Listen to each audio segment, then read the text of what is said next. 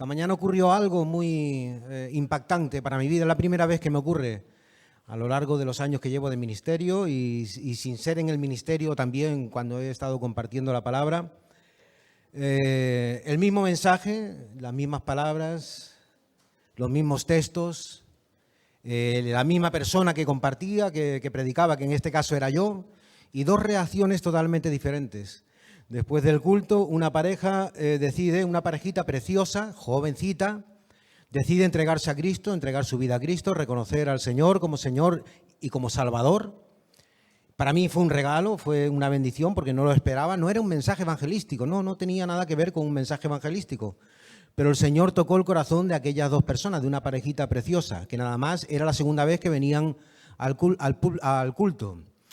Pero hubo otra reacción a mitad del culto, a la mitad de la predicación, de la exposición, que nada más que me di cuenta yo y el ujier, porque estaba al fondo, estaba al final, es como si estuviese donde está Silvia, una persona que estaba escuchando, estaba con su móvil, yo imagino que con la Biblia en el móvil en la mano, pero de pronto empezó a crujir los dientes y salió por la puerta para afuera. El ujier fue a atenderla y le dijo que no lo podía soportar, que se iba. No podía soportar la palabra. Yo dije, bendito sea el Señor. Menos mal que ganó 2-1. 2 para salvación y 1 para condenación. El poder de la palabra del Señor, eso es así, no es el predicador, no es la forma de hablar, sino que es el poder de su bendita y santa palabra. Por eso yo te pido ahora que tú hagas una oración por ti. Yo la haré por mí y por todos ustedes. Pero que en este momento, que es un tiempo de recibir su palabra, que esta palabra caiga en buena tierra.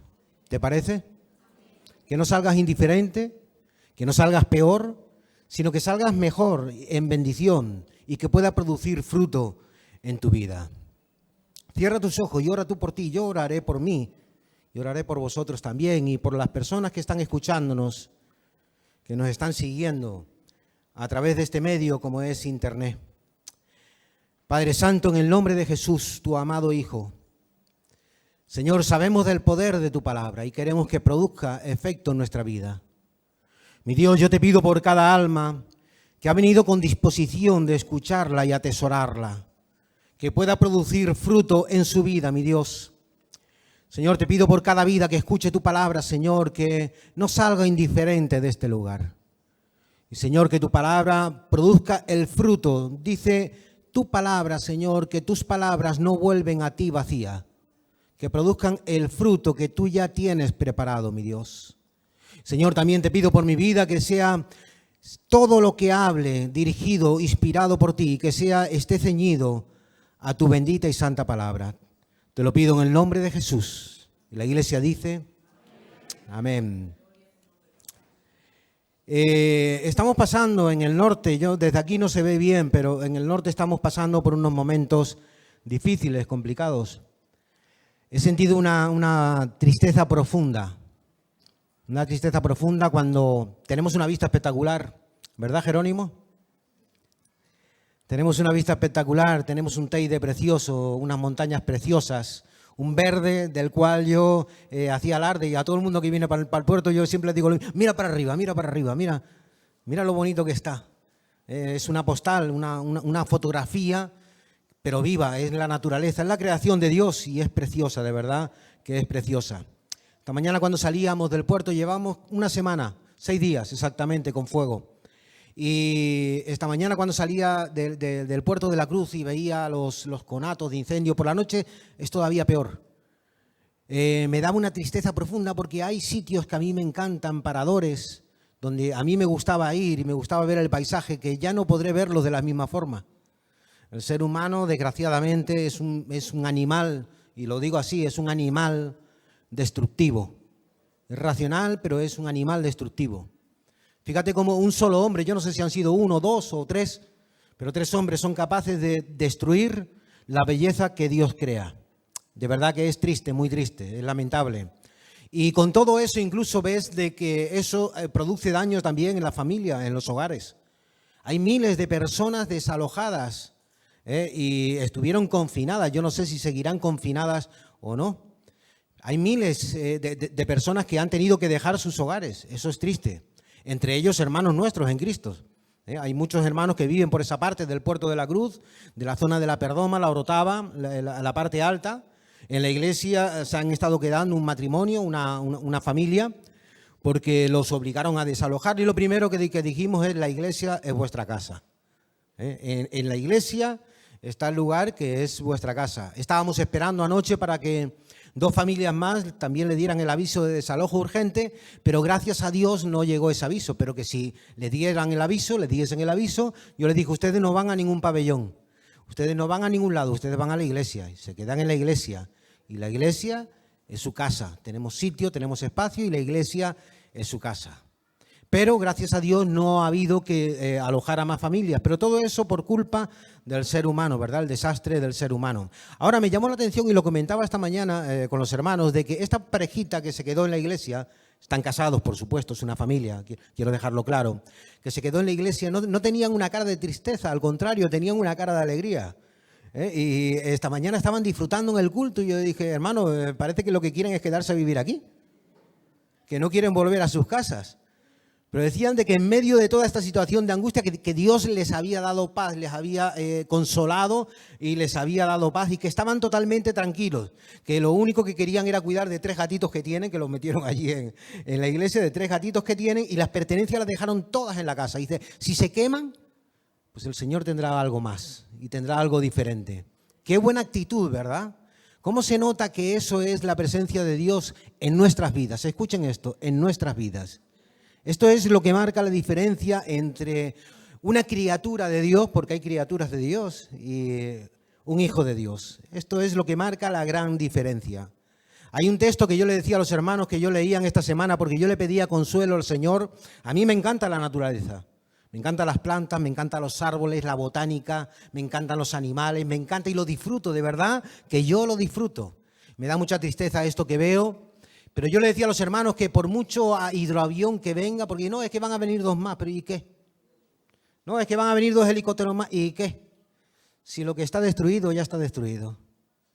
Y mi generación es posible que no lo vuelva a ver retomar vida en esos árboles. A lo mejor la siguiente generación puede ver algo diferente, porque no será la misma, y la que estaba era preciosa. Pero sin embargo, en lo que yo he visto, mis nietos a lo mejor no lo consiguen ver, que es la belleza del Señor. Verán algo totalmente diferente. Y me daba mucha tristeza. Y yo le decía a mi esposa: a mí lo único que me consuela es la palabra del Señor, lo que el Señor me dice. Y es que en medio de todo este desastre siempre hay esperanza. Y que los hijos de Dios estamos llamados a libertad. Que no estamos llamados a la tristeza. Que sí, que podemos pasar... Porque no nos engañemos, podemos pasar momentos, tiempos de aflicción. Si no, haríamos mentiroso a Cristo, haríamos mentiroso a Jesús. El Señor Jesucristo les dijo a sus discípulos y a aquellos que querían escucharle: en el mundo tendréis aflicción. Yo me hubiese gustado que no lo hubiese dicho, pero lo dijo. Y si lo dijo, porque en el mundo vamos a tener aflicción. Pero menos mal que no se quedó ahí, porque dijo: pero tranquilos, porque yo he vencido al mundo. Y esta es la garantía que nosotros tenemos. Y hoy no es un mensaje lo que nos puede calmar la aflicción o traer paz en medio de la aflicción, sino que es su palabra y su cobertura que Dios tiene preparada para cada uno de sus hijos. Ahora sí quiero oír un fuerte amén. Hay una diferencia entre ser creación, criatura, y ser hijo de Dios. Yo no quiero ser creación de Dios. Yo ya sé que soy creado por Dios. Yo no quiero ser criatura de Dios. Yo sé que he sido o que estoy siendo criado por Dios. Pero yo quiero marcar una diferencia en medio de todo lo que Dios ha creado, y yo quiero ser hijo y tener los beneficios de un hijo. Saben, yo tengo hijos y tengo nietos. Mis hijos no van a recibir lo que van a recibir mis nietos. La herencia se la llevan mis hijos, no se la llevan mis nietos. Para mi nieto será su padre el que tendrá que procurar una herencia. Yo no sé si será bueno, si le gustará a mi hijo o no, pero él se llevará la herencia de su padre y de su madre, cosa que no le corresponde a nadie más, ni a ninguno de los que estamos aquí, sino simplemente a aquellos que tienen una relación filial conmigo, que son 2. Uno se llama Ángel y la otra se llama Ruth. Esos son los que tienen derecho a los beneficios de ser hijo, en este caso de María Dolores y de Juan Marcos. Yo creo que todos los padres deseamos lo mejor para nuestros hijos, ¿no lo creen? Aquellos que son padres, yo creo que desearán lo mejor para sus hijos. Y el Señor Jesús llegó y dio una palabra puntual en un momento clave cuando dice, si ustedes siendo malos les dan buenas dádivas a sus hijos, ¿cuánto más su Padre que está en los cielos y que marca una diferencia porque no es malo que es bueno? Yo quiero todos los beneficios que Dios tiene preparado para cada uno de aquellos que nos podemos ser llamados o que podemos ser llamados hijos de Dios. Si hasta el día de hoy no has sido o no te atreves a ser llamado hijo de Dios, hoy es tu oportunidad. Hoy Dios te sigue dando una oportunidad. Pero quiero que vengan conmigo al texto que yo les leí a los hermanos esta mañana y que compartía y que a mí me ha dado consuelo y paz. Romanos capítulo 8, verso 19. O bueno, vamos a leer desde el verso 18. Romanos capítulo 8, desde el verso 18. Vamos a leer simplemente 5 versículos. Pero el verso 18 no lo podemos omitir porque también es importante.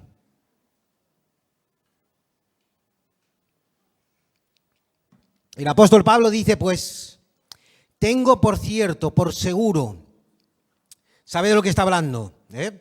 Que las aflicciones del tiempo presente no son comparables con la gloria venidera. Aleluya.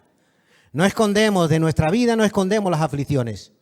Y hay momentos, yo no sé quién de los que están aquí está pasando por momentos de aflicción. Yo ya les he dicho de que yo hoy he pasado por momentos de aflicción.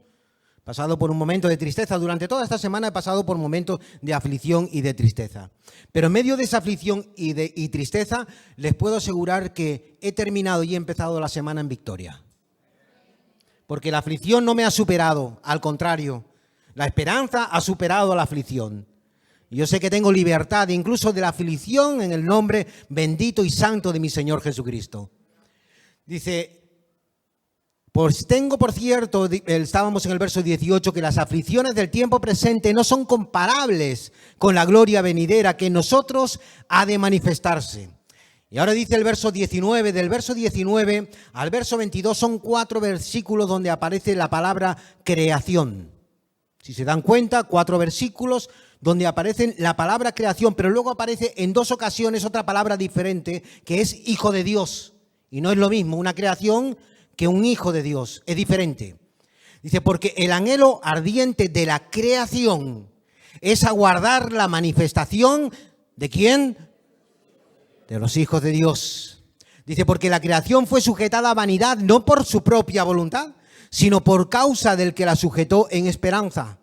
Dice el verso 21, porque también la creación misma será libertada de la esclavitud de corrupción a la libertad gloriosa de los hijos de Dios. ¿Cuántos dicen amén?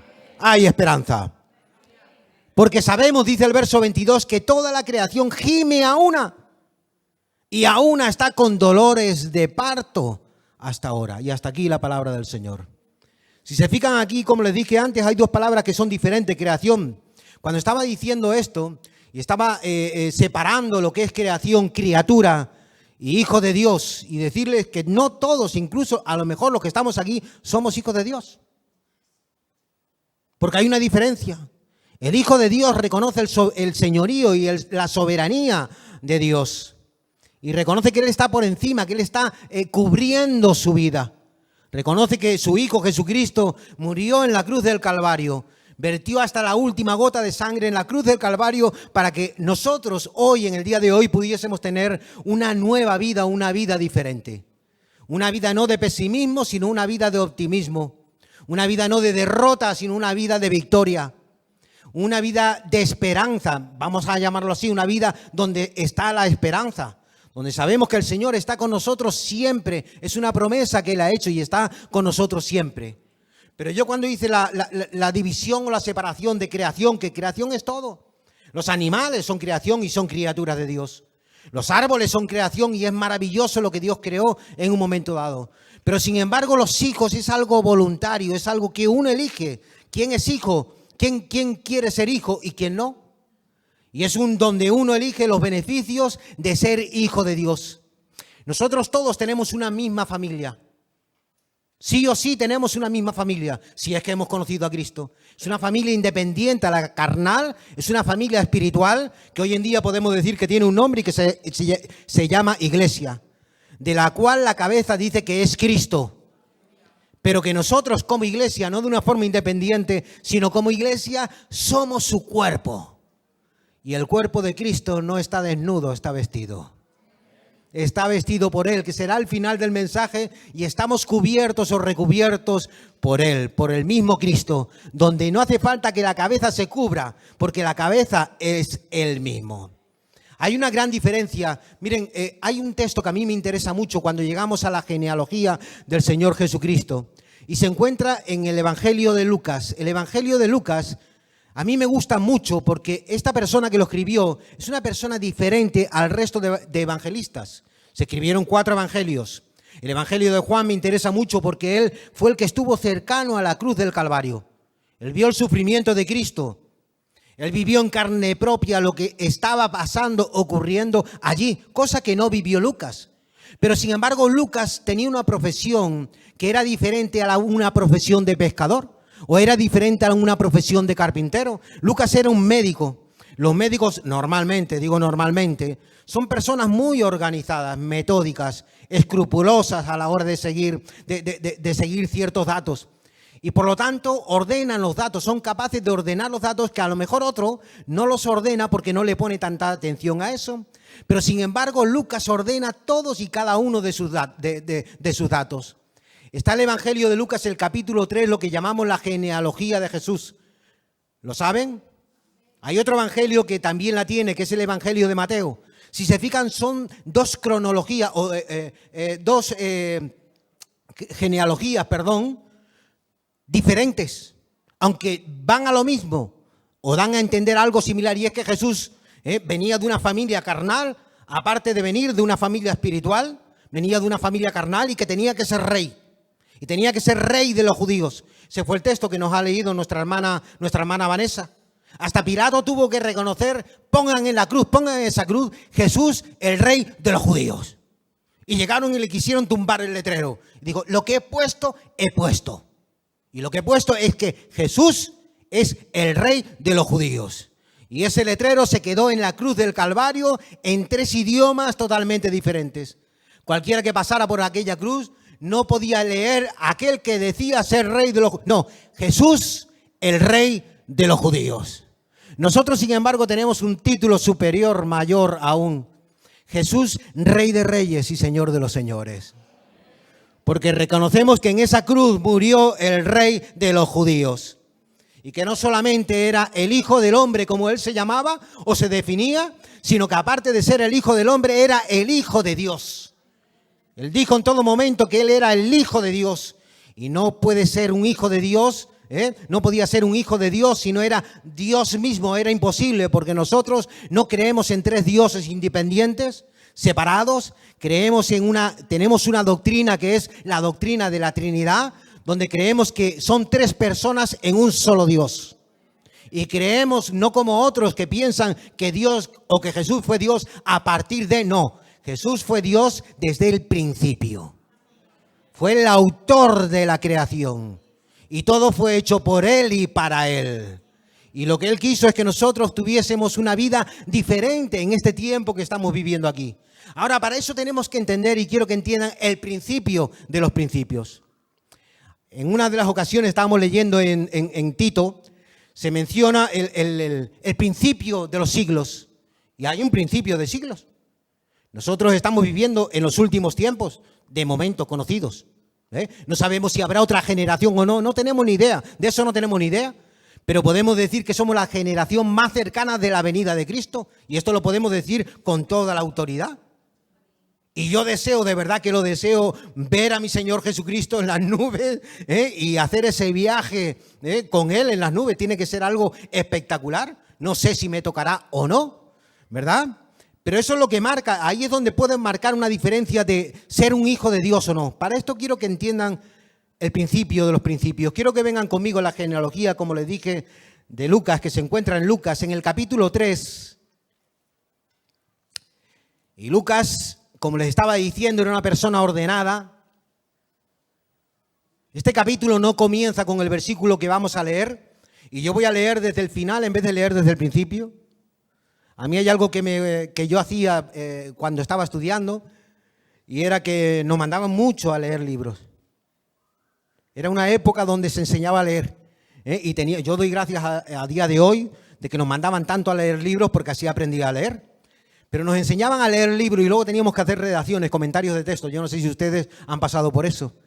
Análisis sintáctico, análisis morfológico. Teníamos que hacer de todo con la lectura del libro. Y yo lo primero que hacía era leerme el principio del libro y el final. Decía, si escapo con esto, ya está. No me tengo que leer la mitad del libro, con el principio y el final le hago un resumen espectacular. Y con eso, hermano, aprobaba. Entonces me acostumbré a leerme el principio y el final. Cuando llegué a la Biblia quise utilizar el mismo sistema, pero no me funcionó. Con la Biblia me tuve que leer el principio, empecé por el principio, me tuve que leer el medio, porque si no, no hubiera entendido nada, y me tuve que leer el final. Y ahora entiendo la Biblia. Pero hay ocasiones donde no tengo que empezar por el principio, hay ocasiones donde tengo que empezar por el final. Y en este caso, el Evangelio de Lucas, yo decidí empezar por el final porque me interesaba saber de dónde venía Jesús originalmente. Y aquí empieza diciendo cuál es el origen de Jesús en carne. No como Dios, sino en carne. Porque si reconocemos que Jesús es el Hijo del Hombre y Jesús es el Hijo de Dios, es que Él tuvo que nacer de una mujer, no de un hombre, porque de un hombre no se puede nacer, pero tuvo que nacer de una mujer, pero con un padre diferente. Un padre que fue el creador, el rey de la creación. Y que el Espíritu Santo dice que concibió María a través del Espíritu Santo. Aquí es donde viene, en el último versículo, en el versículo 38 del capítulo 3, quiero que vengan conmigo, nos viene el principio de la genealogía de Jesús. El versículo 23, si lo estás leyendo en un móvil, seguramente no lo podrás ver. No hay títulos, pero en la mía, mi Biblia que está escrita, pone genealogía de Jesús. Pero sin embargo, este no es el principio de este capítulo. El principio de este capítulo es el versículo 1. Y habla de un orden y empieza diciéndonos cuál era el orden político, las autoridades políticas que había en aquel entonces. El capítulo continúa diciendo también acerca de qué era lo que hacía Jesús en aquel tiempo. Nos empieza diciendo incluso de que tenía Jesús una edad de 30 años, como diciéndonos de que ya era adulto. En ese tiempo ya era adulto, ya él podía tomar decisiones propias, que antes no podía. Antes estaba todavía sujeto al padre y a la madre. La edad de 30 años sería como decir hoy tener 18 años. Aquel que tenga un hijo de 18 años, hoy no se van de casa hasta los 30, ¿verdad? Pero aquel que tenga un hijo de 18 años, si el hijo de 18 años toma una decisión y dice, me quiero ir de casa, el papá y la mamá no pueden hacer nada porque el hijo, delante de la sociedad, de las autoridades, ya es mayor de edad, ya puede tomar sus propias decisiones. Bueno, pues esto era lo que estaba ocurriendo en este tiempo cuando Jesús tenía 30 años. Ahora, en este momento dice que Jesús se bautizó cuando ya tenía 30 años, fue cuando él tomó una decisión de bautizarse. Fue lo primero que hizo. Llegó, le pidió a Juan el Bautista que se bautizara, todos conocemos la historia. Y después de eso es cuando llega y viene la genealogía. Pero antes de que venga esa genealogía, vamos a leer el principio de dónde viene Cristo a través de María. Verso 38 dice hijo de Enos, hijo de Set, hijo de Adán, ¿qué más? Hijo de Dios. Este fue el primer hijo de Dios. El primer ser humano en ser llamado hijo de Dios se llamó Adán. No fue Jesús, se llamó Adán. Este fue el primer ser humano llamado hijo de Dios. Y esto tiene una importancia vital y radical, porque solamente los hijos se apropian de los beneficios que tienen los padres. Y ahora veremos el por qué, porque para entender esto sí que hay que conocer el principio. Estamos empezando por el final. Adán era hijo de Dios. Desde aquí hasta arriba, tú llegas y sigues hasta arriba, vas leyendo nombre por nombre, porque hay muchos nombres, 74 nombres, yo los he contado ahí, 74 nombres, hay 74 padres diferentes. 74 caracteres diferentes. Y 74 nombres no son todos diferentes, pero son 74 familias. ¿De cuántas familias te acuerdas tú hacia detrás? Yo creo que nos quedamos en el bisabuelo. ¿Alguno llega al tatarabuelo? Pero fíjate el interés que tenía Lucas en que conociésemos, no el tatarabuelo, no el bisabuelo, sino que conociésemos cuál era, de dónde venía el hombre. Y el hombre venía, que esto es lo más interesante, la parte humana de Jesús venía al igual que cada uno de nosotros de un solo hombre y de una sola mujer. Y se llamaba Adán y se llamaba Eva. No hay más. Y ahora mismo seas moreno, seas amarillo, seas rojizo, seas lo que seas, el original, el padre original, la madre original, sigue teniendo el mismo nombre. Adán y Eva, hijos de Dios. No hagas como yo. Lee el principio, lee el medio, pero lee también el final. Pero el principio hay que leerlo. ¿Recuerdan cómo fue la historia tan desagradable por lo que estamos viviendo ahora mismo? Todas estas dificultades. Todo esto que la Biblia llama tribulación o malos momentos, momentos de angustias, momentos malos. Fue el momento del pecado, un momento de desobediencia. ¿Recuerdan qué fue lo primero que hizo el hombre en el momento, después de desobedecer, lo primero que hizo? ¿Alguien lo puede recordar? Les dejo pensar. Les dejo pensar, yo no respondan muy rápido, yo les dejo pensar. ¿Saben lo primero que hizo el hombre y la mujer, los dos, de acuerdo? Después del pecado, lo primero que hicieron.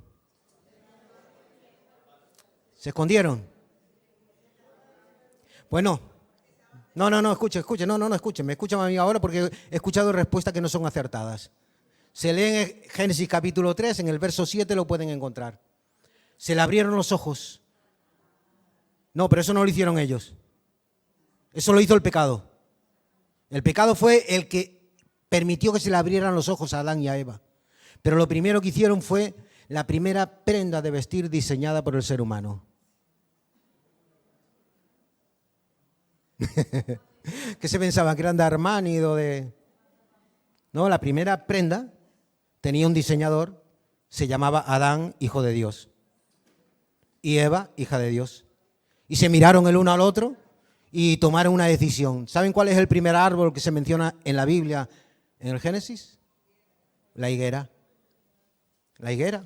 Nosotros tenemos una higuera en el puerto, para recordarlo siempre.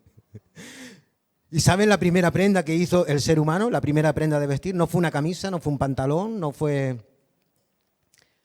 Ah, bueno, ya lo están viendo, ¿verdad? No lo están viendo. Fue un delantal. Qué cosa, ¿verdad? Yo hubiera hecho una camisa. Y a mi mujer le hubiera puesto una falda. O el conjunto completo, ¿no? Un top. No, un top no. No vamos a dejarlo. No sé, pero yo no hubiera pensado en un delantal nunca. Pero claro, es que era la primera vez que vieron. Dice que llegó y miraron de una forma diferente. Y ¿sabes algo? Esto es muy interesante. El hombre está diseñado para mirar hacia adelante. No está diseñado para mirar hacia detrás. No está diseñado para mirar a los lados. Hay animales que tienen los ojos colocados a los lados y pueden ver por los lados. Pero el ser humano está preparado y está diseñado para mirar hacia adelante. Y podemos girar el cuello hacia arriba y podemos mirar hacia arriba, o podemos girar el cuello hacia abajo y mirar hacia abajo, o mirar hacia los lados, pero tenemos una vista muy limitada. Hasta aquí puedo mirar, ya no puedo mirar más. Pero si estoy mirando al norte y me dicen mira al sur, me tengo que dar la vuelta, porque no tengo ojos en la espalda. Y no puedo mirar hacia detrás. Hay seres que el Señor ha creado que tienen ojos por todos lados, por delante, por detrás, por dentro, por todos lados. Y están delante de la presencia del Señor, ¿eh? Y lo único que saben hablar y decir es santo, santo, santo. El que era, el que... ¿El qué? Y el que ha de venir. Están delante del trono, reconociendo el señorío de Jesús y reconociendo su gloria. Y por eso tienen ojos por todos lados, porque tienen que estar en una santidad perfecta. Porque no puede volver a ocurrir lo que le ocurrió a Adán. Pero sin embargo el hombre con ese diseño Dios no lo dejó solo. Y saben, Dios tiene una conversación. No vamos a leer ahora el Génesis capítulo 3, pero me gustaría que lo leyeses en tu casa, aunque lo hayas leído en otras ocasiones. Hay un versículo que después de que Dios empieza a tener una conversación con el hombre, que el hombre tiene esa mujer y la mujer esa reacción de coser, tuvieron que buscar y construir una aguja. Tuvieron que ejercer un trabajo y un diseño. Tuvieron que hacer un diseño para ponerse un delantal y coser. El Señor llega y empieza a condenar y empieza a maldecir. Vamos a llamarlo así, a maldecir. Comienza por la serpiente, termina por la tierra. Se maldice hasta el trabajo, se maldice hasta las plantas. Empiezan a salir plantas que no habían, no existían. Dice que comienzan a salir espinos y cardos que no existían, para que el hombre se pinche y sepa lo que es el trabajo, un trabajo duro. Pero sin embargo el Señor no los abandona. Después de que viene todo el castigo, el Señor, yo creo que pensó, esto lo pongo yo, pensó, son mis hijos. ¿Qué traje más feo se han hecho? Se han hecho un delantal, ¿cómo los voy a abandonar? ¿Qué vestido más? ¿No se dan cuenta que están enseñando por detrás? Que van a tener frío por detrás. Y dice en el verso 21 dice que los cubrió, que el Señor cogió y cubrió a sus hijos. La segunda prenda, esta es divina, esta no es humana, esta es divina. Dice que los cubrió a sus hijos. ¿Recuerdan con qué? Es interesante pensar, meditar, porque todo esto nos lleva a la cruz. Este es el primer acto de amor que el Señor tuvo con el pecador. Y tenía un plan, estaba trazando un plan. Dice que los cubrió con una túnica de pieles. El primer sacrificio que tuvo que haber, porque una piel se tiene que sacar de un animal. Y el primer sacrificio que se tuvo que hacer, era para cubrir a dos personas, dos seres humanos pecadores, pero que sin embargo eran hijos de Dios. Y el ser hijo de Dios marca una diferencia. El Hijo de Dios está cubierto por Dios. El Hijo de Dios, aunque esté pasando por momentos de aflicción, sigue cubierto por Dios. Ahora una pregunta, le voy a hacer otra pregunta. Hoy es el domingo de las preguntas. ¿Cuánto tarda en pasar de moda una moda puesta por el hombre? Yo recuerdo los pantalones de campana, lo comentaba esta mañana. Tengo todavía algunos. ¿Algunos han puesto un pantalón de campana? ¿Recuerdan? Si me pongo ahora un pantalón de campana me dicen que cutre. Ahora son los pantalones de pitillo, tienen que estar ajustados. Recuerdo las camisas de raya, todos íbamos la mayoría vamos con polo, ¿verdad? Sueltitos, pero no sé si tocan las rayas o tocan los cuadros. Ahora a todo el mundo le da por tatuarse. Que eso sí que es un peligro, porque a ver cómo te quitas el tatuaje. Cuando se pase la moda, a ver qué es lo que haces. Cuando tengas 80 años con el tatuaje, ya me contarás cómo se ve eso. Pero ahora todo el mundo con la moda del tatuaje. Bueno, pues nada, todo el mundo a tatuarse. Pero ¿cuánto durará la moda del tatuaje? Luego vendrá otra generación y dirá, ¡ay no, qué feo es tatuarse! Ahora que nadie se tatúe. Bueno, ahora todos con pendiente. Hombres con pendiente, hombres también con pendiente, todos en la moda del pendiente. ¿Cuánto dura la moda del pendiente? No lo sabemos, hay que esperar, no lo sabemos. Pero son modas. ¿Pero sabes cuánto duró la moda divina? Más de 4.000 años. Lo que Dios hace, lo hace bien. Y Dios diseñó una túnica. Y hasta que no llegó Jesús, el Cristo, el Mesías, a la cruz, la túnica permaneció de moda. Y el Hijo de Dios, Adán, Dios le creó una túnica, Dios le diseñó una túnica, y el Hijo de Dios, Jesús, fue a la cruz con una túnica. Y estaba dándonos un mensaje espectacular. Ahora, ¿cómo podemos saber esto? Pues esto lo podemos saber no por Lucas, sino por Juan. Juan fue el único que sabemos, la palabra de Dios dice que estaba a los pies de la cruz. Habían 4 mujeres y había un hombre. Y dice que era el discípulo amado y él estaba viéndolo todo. Y hermanos, este evangelio a mí me encanta porque esto sí que es un evangelio realista de una persona que vivió lo que se estaba viviendo en la cruz. Aquello tuvo que ser un momento de agonía, ya no llamemos de tristeza ni de aflicción. Tuvo que ser un momento de agonía no solamente para Cristo, que era el que máxima agonía podía sufrir, sino para todos aquellos que estaban a los pies de la cruz. ¿Qué hubieses pensado tú a los pies de la cruz? Pregunto. ¿Cómo te hubieses encontrado? ¿Cómo nos hubiésemos encontrado a los pies de la cruz si hubiésemos tenido la valentía, el coraje de acompañar a Jesús en ese momento de agonía? ¿Cómo nos hubiésemos encontrado? ¿Tú crees que estaríamos mirando para arriba a Jesús en la cruz?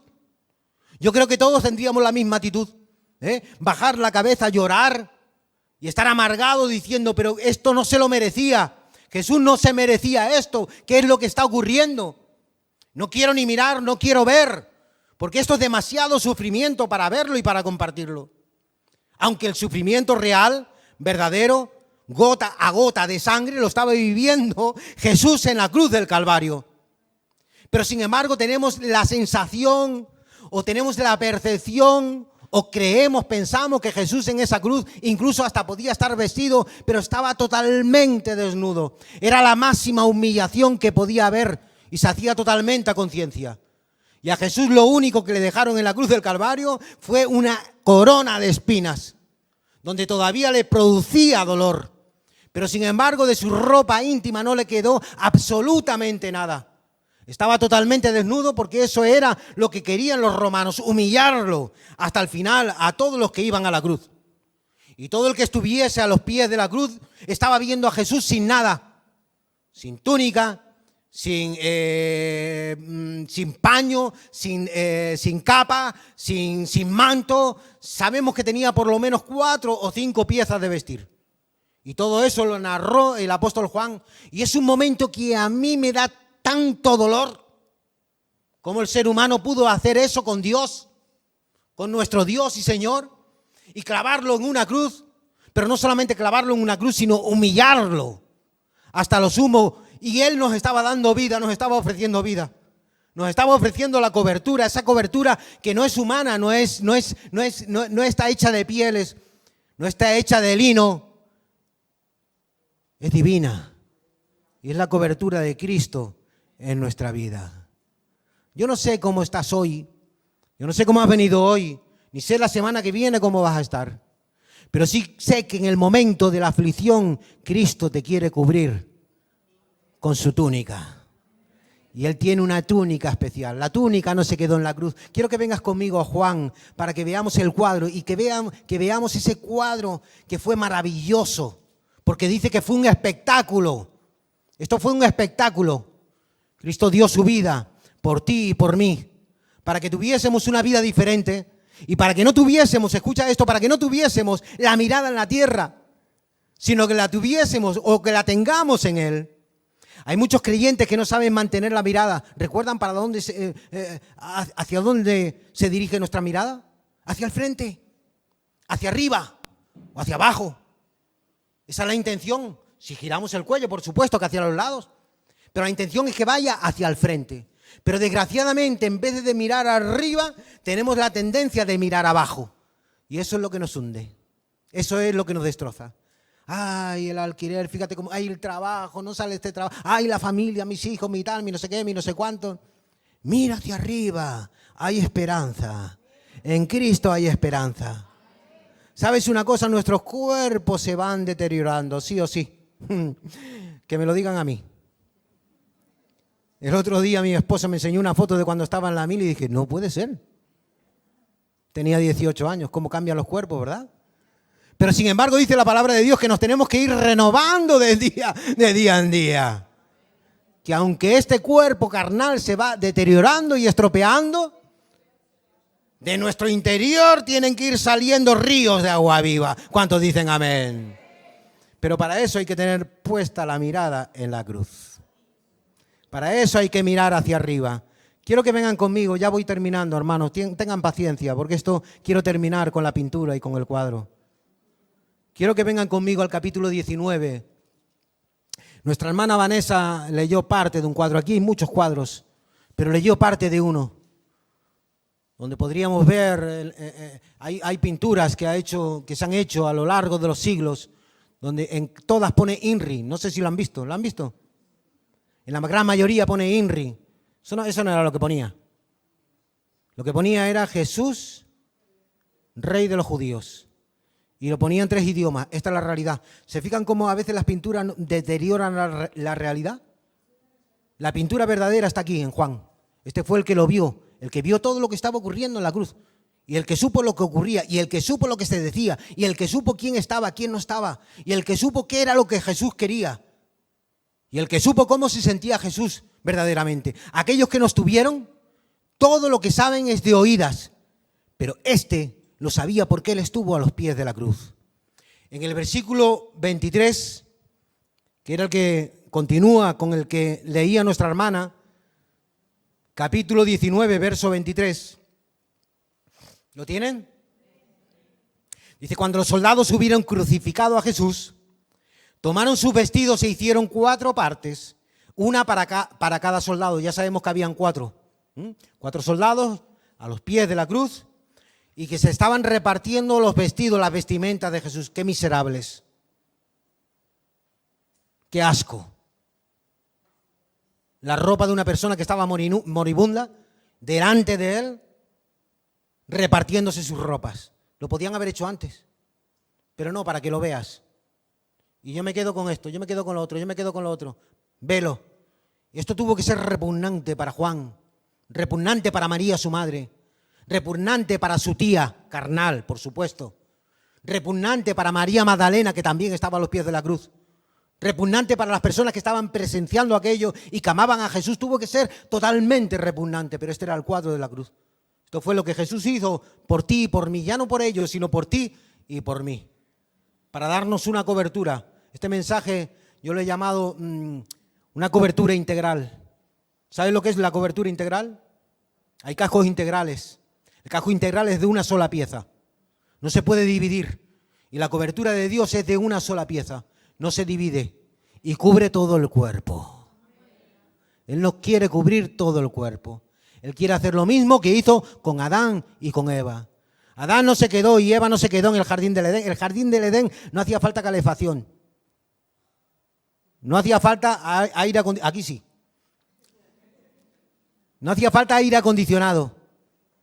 No hacía falta ni siquiera ver, porque todo estaba diseñado por Dios. Y la comunicación con Dios era perfecta. Pero sin embargo el Señor, aquí en el jardín ya no te vas a quedar. El jardín fue mientras no pecabas. Pero ahora vas a tener que salir del jardín.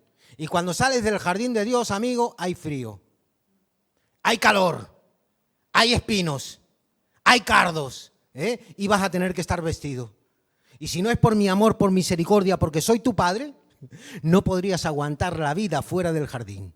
Esto fue lo que el Señor hizo. Lo que Dios hizo con Adán y con Eva, y que era el ejemplo de que estaba prefigurando lo que ocurriría algún día con Cristo a través de su muerte en la cruz del Calvario.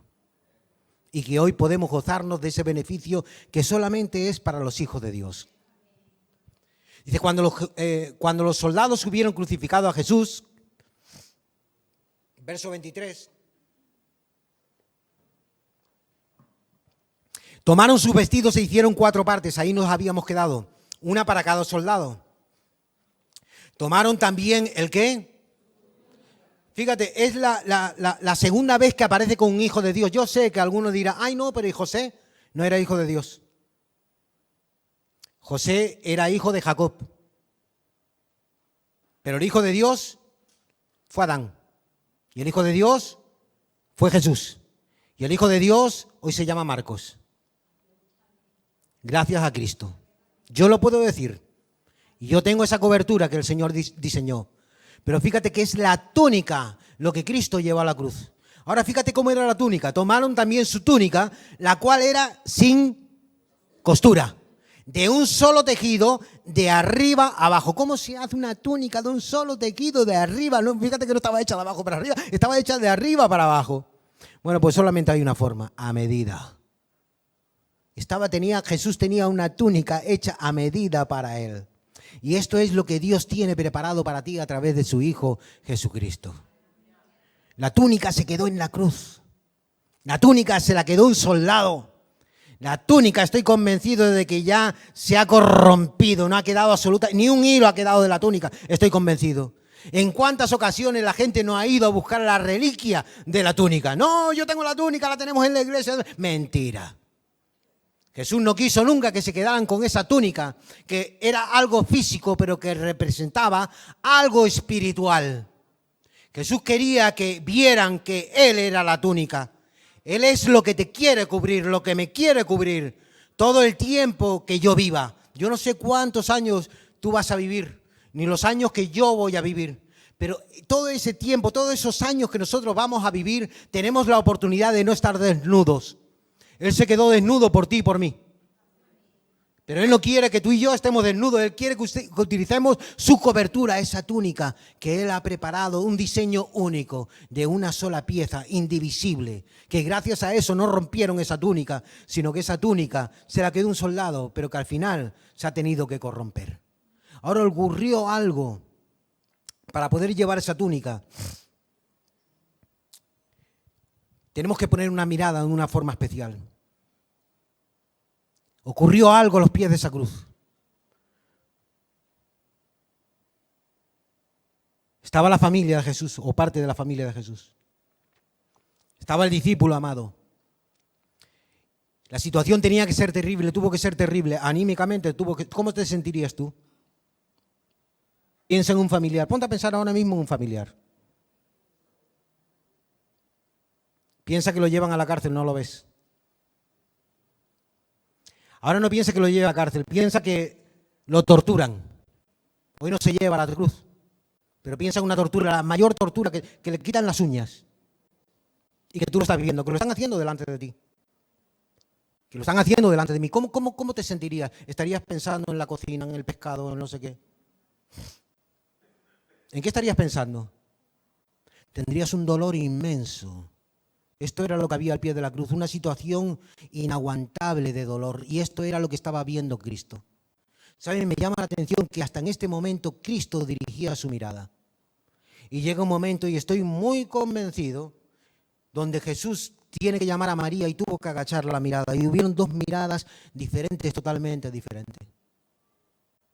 Aquí Juan fue capaz de ver, fue capaz de levantar la mirada hacia la cruz. Pero el Señor no le pidió a Juan que levantase en ese momento. A la primera que le pidió fue a su madre. Su madre le habían profetizado que una espada traspasaría su misma alma.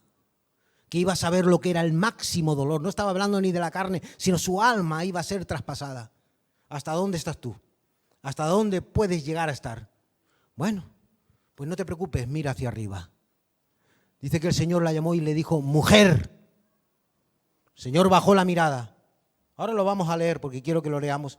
El Señor bajó la mirada, pero para bajar la mirada tiene que haber una mirada inversa. Porque dice que le dijo mujer, llamando la atención. El Señor bajó la mirada hacia tierra, pero el Señor le pidió a esa mujer, que era su madre, que mirara para arriba, que mirase hacia arriba. El que tiene los pies en la tierra puede mirar fácil para la tierra. Y esta mujer tendría que estar mirando hacia abajo, pero Él le pidió, mira para arriba, mujer. Y de repente llega y le cambia el padrón familiar, le cambia la residencia, le cambia el lugar donde había vivido toda su vida. Y le dice, mujer, mira, olvídate de Santiago, de José, de Judas, olvídate de Simón, que eran los hermanos de Jesús, que tenía hermanos. Y le dice, cambia de hogar, mujer. Y le dice, mira, mujer, aquí tu hijo. A Juan, todavía en la cruz del Calvario, el Señor estaba mirando por las necesidades de otros. Muriendo en la cruz y estaba mirando por las necesidades de su madre. Y a Juan le dijo, mira para arriba. Porque mirando para abajo no te puedo hablar, Juan. Mira para arriba. Y llega y le cambia los planes y le dice, Juan, he ahí tu madre. En el verso 24 dice, entonces dijeron entre sí, no la apartamos, sino echemos suerte sobre ella, a ver de quién será. Dice, esto fue para que se cumpliese la escritura que dice, repartieron entre sí mis vestidos y sobre mi ropa echaron suertes. Y así lo hicieron los soldados. Dice el verso 25, estaban junto a la cruz de Jesús su madre y la hermana de su madre, María, mujer de Cleofás, y María Magdalena. Dice, cuando vio Jesús a su madre, para ver Jesús a la madre tenía que bajar la cabeza. ¿Sí o no? Tenía que bajarla. ¿A dónde la bajó?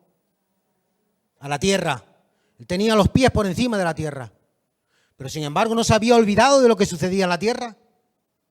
Y él estaba mirando, no estaba mirando su sufrimiento, estaba mirando el sufrimiento de su madre y de los que estaban al pie de la cruz. ¡Guau! ¡Qué amor! Este es el amor divino. Cuando vio Jesús a su madre y al discípulo a quien él amaba, que estaba presente, dijo a su madre: mujer, he aquí tu hijo. Después dijo al discípulo: he aquí tu madre. Y desde aquella hora el discípulo la recibió en su casa. Y la iglesia dice: ¿sabes cuál era su casa? Yo te lo voy a decir: la primera iglesia que el Señor Jesús fundó. Le quitó la importancia, el orden de la familia. Él ya lo había roto a los 30 años. Él ya no dependía de alimentar a Santiago, a José, a Judas, a Simeón. Ya eran mayorcitos, ¿eh? Y él sabía que él tenía que estar en las cosas de su padre. Él tenía puestas ya las miradas en las cosas de arriba. Y aquí, en este orden que él estableció, él cambió también el orden y puso el orden, escuchen esto, puso el orden de la iglesia. Mira hacia arriba, mirando hacia abajo no vas a llegar a ningún lado. Si vas a estar mirando tus circunstancias personales, familiares, sociales, económicas, no vas a llegar a ningún lado. Tienes que llegar y levantar la mirada hacia la cruz, hacia donde está Cristo. Y saber, escucha esto porque es muy importante, saber, entender que la túnica de Jesús, ahí se acabó la moda. Se quedó en la cruz del Calvario. La túnica de Jesús no pasó a ninguna persona, a ningún discípulo, sino que se quedó en la cruz del Calvario. Desde su muerte y su resurrección, Cristo es nuestra túnica. Cristo es el que nos cubre. Cristo es nuestra cobertura. Y con Él siempre hay victoria, en el nombre del Señor. Cuando hemos entendido esto, ¿hasta aquí lo han entendido, hermanos? Si no, no importa. Vuelvo a empezar y ya está. ¿Pero hasta aquí lo hemos entendido todos? Vale, pues entonces vas a poder entender lo que decía el apóstol Pablo. Porque Pablo, cuando hablaba, sabía lo que había ocurrido en la cruz del Calvario. Pablo tenía relación con Juan, con Pedro, con Jacobo, los que eran columnas de la iglesia. Y Pablo, cuando hablaba, él no había visto a Cristo en la cruz. Él vio a Cristo, pero no en la cruz. Él vio a un Cristo glorificado, pero no en la cruz. El Cristo de la cruz no tiene nada que ver con el Cristo del Apocalipsis. Si tú vas al libro de Apocalipsis, ¿saben quién lo escribió? Juan, el mismo Juan, no ha variado, el mismo Juan. Pero Juan en el Apocalipsis capítulo 4 empieza a describir a Cristo y dice: vi un trono. Y luego dice: no, pero es que vi a uno semejante, no era el mismo, o no me parecía el mismo, pero dice, era semejante al Hijo del Hombre. Pero es que su apariencia era... Y empieza a compararlo con ciertos minerales, a ver si lo digo bien, minerales espectaculares.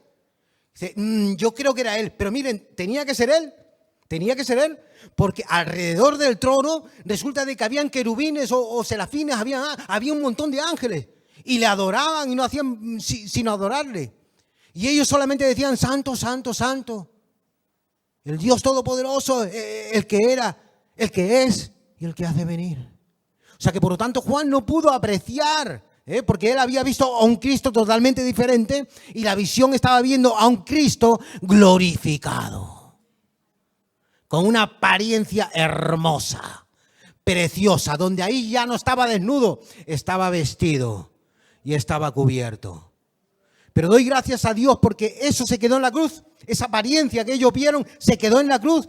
La apariencia de Cristo es totalmente diferente. Y por eso el apóstol Pablo, cuando llega y escribe la carta a los Colosenses, llega en el capítulo 3 y nos dice algo muy interesante. Quiero que vengan conmigo y con esto ya terminamos. Colosenses capítulo 3.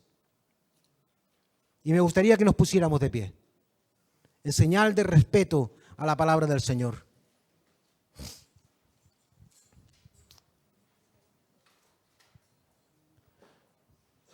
Yo desearía que todos de aquí saliésemos con la túnica de Cristo.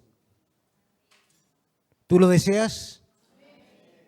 Yo deseo salir de aquí de verdad con la túnica de Cristo. No necesito fabricar una. Yo no tengo que adorar a ninguna túnica. Yo tengo que adorar al Cristo de la túnica. La túnica es un desperdicio, es un desecho que ya se ha corrompido, pero Cristo está vivo. Y Él está a la diestra del Padre, intercede por nosotros, por todos y cada uno de nosotros. Pero no solamente eso, sino que Él ha prometido que Él estaría donde estuviesen 2 o 3 en su nombre. Y que estaría en medio, por lo tanto está aquí, en este lugar, está en el medio. Pero no solamente eso, Él ha dicho que a nivel personal, yo voy a estar contigo todos los días de tu vida. No, pero por fuera no, por fuera y por dentro. Yo quiero que tú entiendas de que yo soy tu cobertura. Este es el mensaje que el Señor te quiere dar en esta tarde. Yo quiero que tú entiendas que yo soy tu cobertura.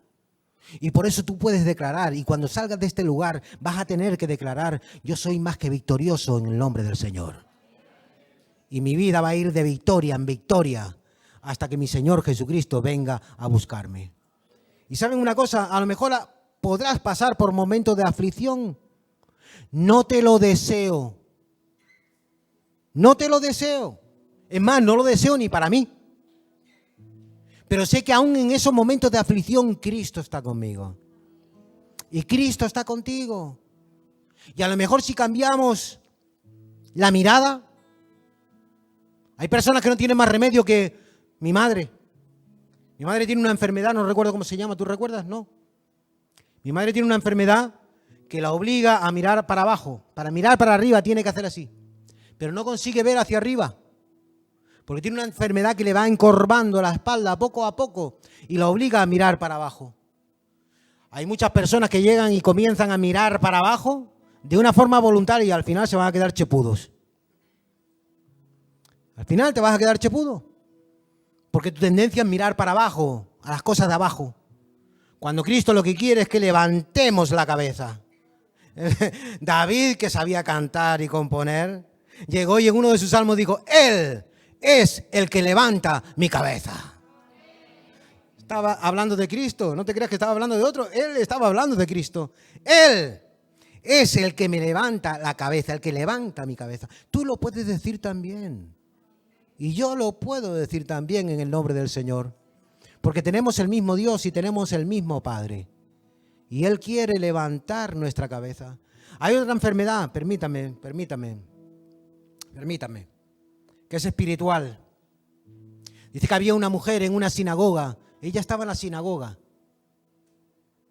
Y Jesús pasa por la sinagoga y de repente se queda mirando a la mujer. La llama. Dice: mira, mujer, ¿tú quieres ser libre de esto? ¿Saben cómo estaba la mujer? Encorvadita la pobre. Y llega y dice el Señor: ¿tú quieres ser libre de esto? Qué bueno es el Señor, ¿verdad? Claro. 18 años llevaba encorvada esa mujer. 18 años encorvada mirando hacia debajo. Qué patético. Cuando yo veo hermanos que no paran de mirar hacia abajo, digo: qué tristeza, te vas a quedar chepudo. Y se notan los que miran para abajo y los que miran para arriba. Te vas a quedar chepudo, hijo, no puedo hacer nada. Ora por mí, no, ora tú. Ora tú y levanta la cabeza, mira a Cristo, que Él te quiere levantar.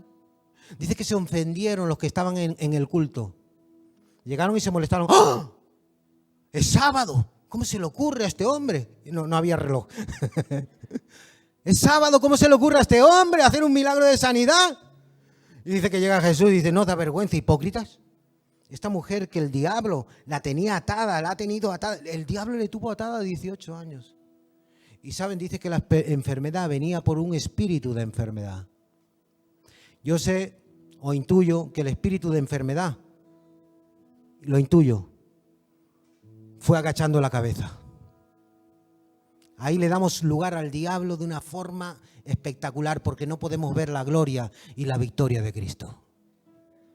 Y Cristo lo que quiere es que veamos su gloria y su victoria en nuestra vida. ¿Cuántos quieren? ¿Cuántos lo quieren? Vale. Pon la palabra, su palabra en práctica. El apóstol Pablo recibió latigazos, náufrago, le picó la víbora, estuvo en la cárcel, lo apalearon y sin embargo se atrevía a escribir esto. Dice: si pues habéis resucitado con Cristo, capítulo 3, verso 1, Buscad las cosas de arriba, donde está Cristo sentado a la diestra de Dios. Fíjate, ya no nos pide ni que estemos mirando a la cruz. Nos pide que estemos mirando más arriba todavía, donde Cristo está sentado a la diestra de Dios. Dice el verso 2, poned la mira a las cosas, ¿de dónde? De arriba, y no en las de la tierra, porque habéis muerto y vuestra vida está escondida con Cristo en Dios. Tu vida, mi vida está guardada con Cristo. Esa es nuestra túnica. Y yo le quiero dar gracias a Dios hoy por ese acto que tuvo de amor hacia mí y hacia ti, poniendo a su Hijo en el escarnio, en la cruz, para que hoy pudiésemos tener su sábana. Su túnica, su cobertura. Cierra tus ojos, vamos a orar. Amado Padre Celestial, te damos las gracias en esta tarde. Gracias por tu bendita presencia, Señor. Gracias porque podemos disfrutar, Señor, de tu palabra. Gracias porque podemos gozarnos en medio de ti, Señor. En esta tarde, Señor, queremos salir revestidos, Señor. Pero no solo de vestimenta, sino del poder de tu divina fuerza. Fortalecidos, Señor, renovados. Y sobre todo agradecidos, Señor, porque tu palabra nos ha hablado en esta tarde. A ti damos toda la gloria, toda la honra y todo el honor en el nombre de tu Hijo amado Jesús. Amén.